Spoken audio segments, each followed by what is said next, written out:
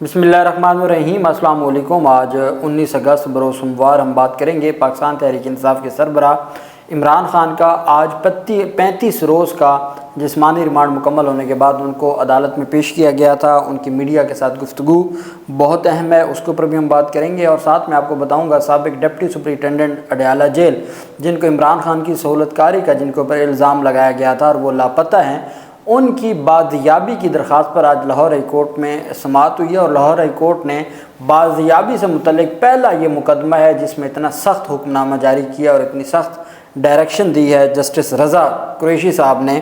और ये मुअज़्ज़ज़ जज हैं इस्लामाबाद लाहौर हाई कोर्ट पिंडी बेंच के, उनकी जानिब से जो फ़ैसला जारी किया गया उसकी तफसील भी मैं आपके साथ शेयर करूँगा। सबसे पहले तो मैं आपको बताता चलूँ कि बात सामने आई आज आरिफ अलवी साबिक सदर आरिफ अलवी पहुँचे इस्लामाबाद हाई कोर्ट जब इमरान खान की 190 मिलियन पाउंड स्कैंडल केस में समाअत थी इस्लामाबाद हाई कोर्ट के डिवीज़न बेंच में। तो उसमें आज आरिफ अलवी भी वहाँ पर मौजूद थे। आरिफ अलवी से मीडिया ने सवाल किया आर्टिकल 6 के हवाले से। तो आरिफ अलवी ने कहा कि ये लोग मुझ पर आर्टिकल 6 लगाना चाहें तो कोशिश कर लें और अपनी खुशी भी पूरी कर लें। इस्लामाबाद हाई कोर्ट में गैर रस्मी गुफ्तगू में कहा, सहाफ़ियों ने पूछा कि आपने जिस अंदाज से असम्बली तहलील की उस पर आर्टिकल 6 लगाने का कहा जा रहा है। उस पर आरिफ अलवी का कहना था कि आर्टिकल 6 अगर लगाना चाहें तो कोशिश कर लें, अपनी खुशी भी पूरी कर लें। ये 1500 केसेस चला चुके हैं, मज़ीद भी केस बना दें, ये कोशिश कर लें, मुझे भी मौका मिलेगा। आरिफ अलवी ने कहा कि काजी फ़ाज़िसा साहब, आरिफ अलवी से सवाल किया गया कि चीफ जस्टिस काजी फ़ाज़िसा साहब ने आपका नाम लेकर कहा कि 90 दिन में इलेक्शन की तारीख आप ना दे सके। तो उन्होंने कहा, जो आरिफ अलवी हैं, आरिफ अलवी कहते हैं मैंने भी काजी फ़ाज़िसा साहब के बारे में बहुत कुछ कहा है, उसकी भी अहमियत काजी फ़ाज़िसा को होनी चाहिए। आरिफ अलवी से पूछा गया कि क्या आप आर्टिकल 6 की कार्रवाई के लिए तैयार हैं। उस पर उन्होंने कहा कि मैं ज़िंदा भी इसी मुल्क में हूँ और मैं इसी मुल्क में रहूँगा।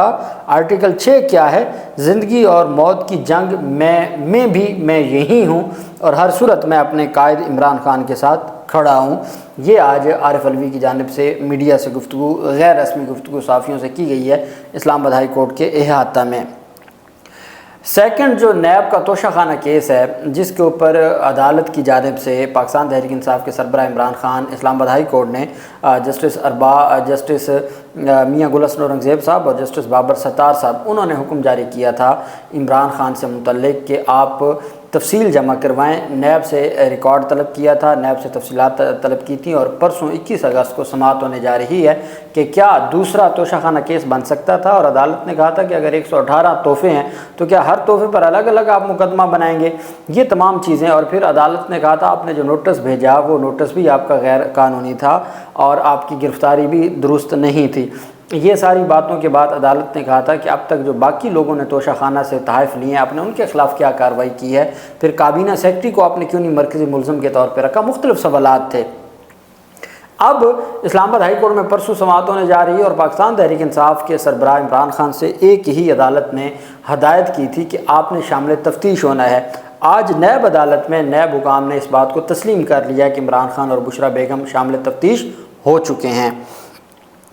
35 दिन का टोटल जो नैब ऑर्डिनेंस आया था। अच्छा, एक बात मैं आपको बता दूं, अक्टूबर 2023 में मुअज़्ज़ज़ सुप्रीम कोर्ट ऑफ पाकिस्तान काजी फ़ाज़िसा साहब की सरबराही में जो बेंच था उसने हुक्म जारी किया था कि नैब मुकदमात में ट्रायल जारी रखे लेकिन किसी मुकदमे का फ़ैसला ना सुनाए।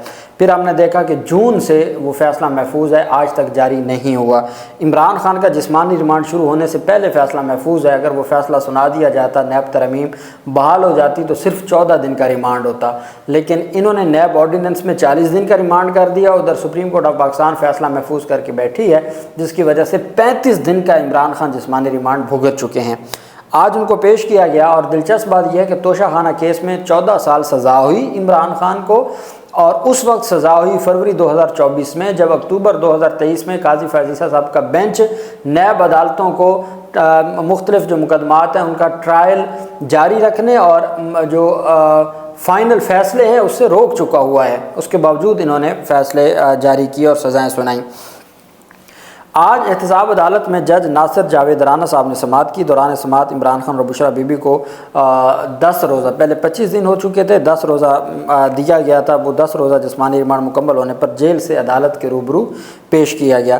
عمران خان کی جانب سے سلمان صفدر، جبکہ نیب کی جانب سے ڈپٹی ڈائریکٹر محسن ہارون، پروسیکیوٹر جنرل سردار مظفر عباسی اور دیگر عدالت میں پیش ہوئے۔ نیب حکام نے اپنا موقف اپنایا کہ عمران خان شامل تفتیش ہو گئے ہیں اور عمران خان نے اور بشرا بیگم نے ہاتھ سے لکھا ہوا بیان تفتیشی ٹیم کے حوالے کر دیا ہے، جبکہ بشرا بی بی کا تحریری بیان بھی نیب ٹیم کے حوالے کر دیا گیا ہے۔ نیب کی جانب سے دونوں ملزمان کے مزید جسمانی ریمانڈ کی استدعا نہیں کی گئی۔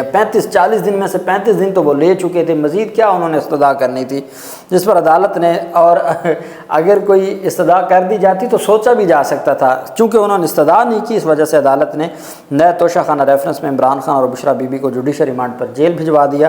عدالت نے نئے توشہ خانہ کیس میں دونوں کو 2 ستمبر کو عدالت میں پیش کرنے کا حکم دیا۔ یہ ہے کہ جب عمران خان اور بشرا بیگم شامل تفتیش ہو گئے اور نیب عدالت میں سٹیٹمنٹ آ گئی نیب پروسیکیوٹر کی، تو اس کے بعد عمران خان کی حد تک ذمہ داری مکمل ہو گئی۔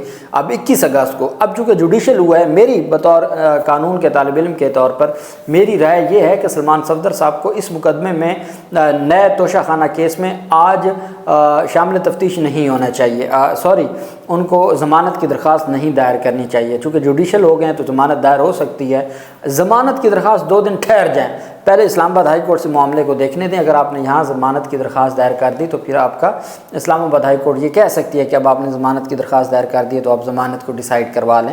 تو اب 2 دن ٹھہر جائیں، آج جوڈیشل ہوا ہے، پرسوں چیزیں کلیئر ہو جائیں گی 21 اگست کو، اور اس کے بعد پھر آپ آگے اس کو بڑھا سکتے ہیں۔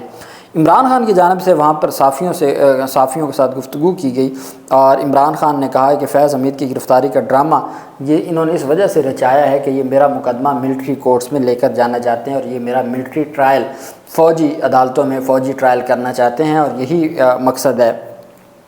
پاکستان تحریک انصاف کے سربراہ عمران خان نے کہا کہ ہمارا ان تمام معاملات میں نہ تو میری جماعت کو کوئی فرق پڑنے والا ہے، اگر ان کو یہ لگتا ہے کہ مجھے یہ فوجی تحویل میں یا ملٹری عدالتوں میں لے جائیں گے اور میری جماعت ٹوٹ جائے گی۔ صحافی نے سوال پوچھا کہ کیا آپ کی جماعت ٹوٹ جائے گی یا آپ کو کوئی خطرہ ہے؟ انہوں نے کہا یہ کس دنیا میں رہتے ہیں، میری جماعت مضبوط ہوگی، ٹوٹے گی نہیں۔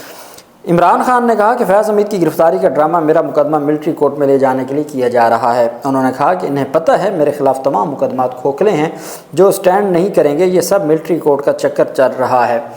عمران خان کا کہنا تھا کہ مجھے لگتا ہے کہ یہ لوگ فیض حمید کو میرے خلاف وعدہ معاف گواہ بنائیں گے۔ جنرل ریٹائرڈ فیض کے حوالے سے کہا جا رہا ہے کہ 9 مئی کا ماسٹر مائنڈ ہے، اگر تو 9 مئی کو فیض نے میرے اغوا کا آرڈر دیا تو اسے پکڑیں۔ میں کسی اور کمانڈر کو نہیں جانتا تھا، صرف اتنا جانتا ہوں کہ باجوہ نے بتایا کہ فیض سب سے قابل جنرل ہے۔ عمران خان کا کہنا تھا کہ یہ احمد کہتے ہیں کہ فیض حمید نے بتایا کہ حملہ کہاں کرنا ہے، ہمارا احتجاج تو پرامن تھا، جب آپ مجھے گھسیٹ کر اغوا کریں گے تو ہم کدھر احتجاج کریں گے؟ جب میں نے غلط کام نہیں کیا تو مجھے فیض کے وعدہ معاف گواہ بننے کے بیان کا نہ کوئی خدشہ ہے نہ کوئی ڈر ہے۔ عمران خان نے کہا ہماری کوشش تھی کہ جنرل فیض اور افغان حکومت کے تعاون سے ملک سے دہشت گردی ختم کریں، اور یہ بات میں نے کابینہ کو بھی بتائی تھی۔ نواز شریف کے کہنے پر فیض کو ہٹا کر دوسرے جنرل کو DGISI تعینات کیا گیا۔ میں نے ہر ممکن کوشش کی کہ باجوہ کو ساتھ لے کر چلوں، لیکن باجوہ نے میری پیٹھ میں چھرا گھونپا اور میری حکومت گرا دی۔ عمران خان نے کہا میرے سابق آفس بوائے کو وعدہ معاف گواہ بنا کر کوشش کی جا رہی ہے کہ مجھے اہلیت سمیت جیل میں رکھا جائے۔ یہ کہتے ہیں کہ 9 مئی کو سازش ہوئی، لیکن اصل سازش تو رجیم چینج کے لیے ہمارے خلاف ہوئی۔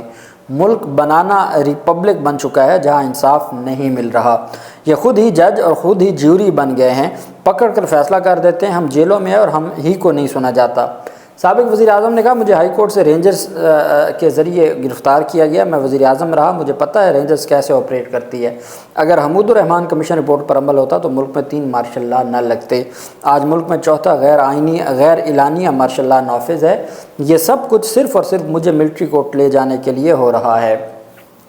انہوں نے کہا بشرا بی بی کے بارے میں شرمناک چیزیں کہی جا رہی ہیں کہ وہ فیض حمید سے انفارمیشن لیتی تھی، یہ ہمارے معاشرے میں نہیں ہوتا۔ بشرا بی بی کے بارے میں ایسی باتیں کرتے ہوئے ان کو شرم آنی چاہیے۔ اصل میں ان کو ڈر لگ گیا ہے کہ چیف جسٹس چلا گیا تو ان کا الیکشن ڈرامہ کھل جائے گا، اس لیے ان کی کوشش ہے کہ اس سے قبل مجھے سزا دلوائیں۔ عمران خان کا مزید کہنا تھا کہ یہ 2/3 اکثریت کے لیے سپریم کورٹ کے مخصوص نشستوں کے فیصلے پر عمل نہیں کر رہے۔ انہوں نے کہا خواجہ آصف اور محمد زبیر بھی اب کہہ چکے ہیں کہ باجوہ نے سب کچھ مدت ملازمت میں توسیع کے لیے کیا۔ کیا عمران خان پاگل تھا جو اپنے نہتے لوگوں کو حکم دیتا کہ وہ کور کمانڈر ہاؤس جائیں؟ اگر میں نے غلط کام نہیں کیا تو میرے خلاف فیض کے وعدہ ماہ گواہ بننے کا مجھے کوئی خدشہ نہیں ہے۔ میرے خلاف تمام کیسز جب بھی عدالت کھڑی ہوئی ختم ہو جائیں گے۔ عمران خان کا کہنا تھا کہ پی ٹی آئی دن بدن مضبوط ہوتی جا رہی ہے، مزید عوام پی ٹی آئی کے ساتھ جڑ رہے ہیں۔ 8 فروری کو اس کا واضح ثبوت بھی مل چکا ہے۔ ساری لیڈرشپ فارغ ہونے کے باوجود ہماری پارٹی جیت چکی ہے۔ عمران خان نے گفتگو کے دوران فیملی کارنر میں خواتین کے شور شرابے کی آوازیں آتی رہیں، جس پر عمران خان نے 3 مرتبہ میڈیا ٹاک کرتے ہوئے رک گئے اور شور کی وجہ سے انہوں نے صحافیوں کے سوالوں کے محدود جواب دیے۔ عمران خان کی جانب سے یہ کہا گیا کہ وہ ہر صورت آئین اور قانون کے ساتھ کھڑے ہیں اور وہ ہر صورت عدالتوں پر اعتماد کرتے ہیں اور عدالتیں ان کو ان تمام مقدمات سے رہا کریں گی۔ یہ آج انہوں نے گفتگو کی۔ جبکہ دوسری جانب سپرنٹینڈنٹ اڈیالہ جیل کو طلب کر لیا گیا ہے لاہور ہائی کورٹ کے جسٹس رضا کی جانب سے۔ یہ ایک اہم مقدمہ ہے اور اس مقدمے میں جو جسٹس رضا قریشی صاحب معزز جج ہیں لاہور ہائی کورٹ کے اور اس وقت وہ پنڈی بینچ میں موجود ہیں، اڈیالہ جیل کے سابق ڈپٹی سپرنٹینڈنٹ محمد اکرم کی بازیابی کی درخواست پر عدالت نے سپرنٹینڈنٹ اڈیالہ جیل کی رپورٹ پر عدم اطمینان کا اظہار کرتے ہوئے انہیں ذاتی حیثیت میں طلب کر لیا۔ Lahore high court Rawalpindi bench میں اڈیالہ جیل کے سابق ڈپٹی سپرنٹینڈنٹ محمد اکرم کی بازیابی کے لیے ان کی اہلیہ کی درخواست پر سماعت ہوئی۔ درخواست گزار میمونہ ریاض اپنی وکیل عمران میزاری کے ہمراہ پیش ہوئیں۔ عدالت نے سپرنٹینڈنٹ اڈیالہ جیل کی رپورٹ پر عدم اطمینان کا اظہار کرتے ہوئے ذاتی حیثیت میں طلب کیا۔ عدالت نے درخواست گزار کو ہدایت کی کہ تھانہ صدر بیرونی میں ایف آئی آر کے اندراج کے لیے باقاعدہ درخواست جمع کروائیں۔ عدالت نے انٹیلیجنس بیورو آئی بی اور سی پی او راولپنڈی کو اگلی سماعت یعنی پرسوں بیان حلفی جمع کروانے کا حکم دے دیا کہ آپ کہتے ہیں نا ہمارے پاس نہیں ہے یا آپ کے علم میں نہیں ہے، آپ بیان حلفی لے کر آئیں کہ آپ یہ بات درست کہہ رہے ہیں، جیسے وہ محسن اختر کیانی صاحب نے بیان حلفی مانگے تھے۔ پہلی بار لاہور ہائی کورٹ نے بیان حلفی مانگے ہیں آئی بی سے اور سی پی او سے۔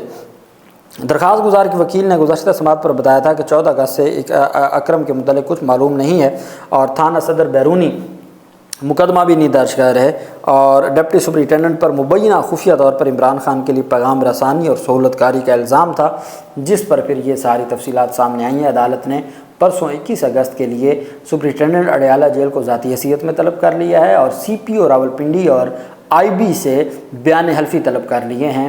بہت اہم پیش رفت سامنے آئی ہے۔ اللہ پاک پاکستان کا حامی و ناصر ہو۔ بہت شکریہ۔ اللہ حافظ۔ پاکستان زندہ باد۔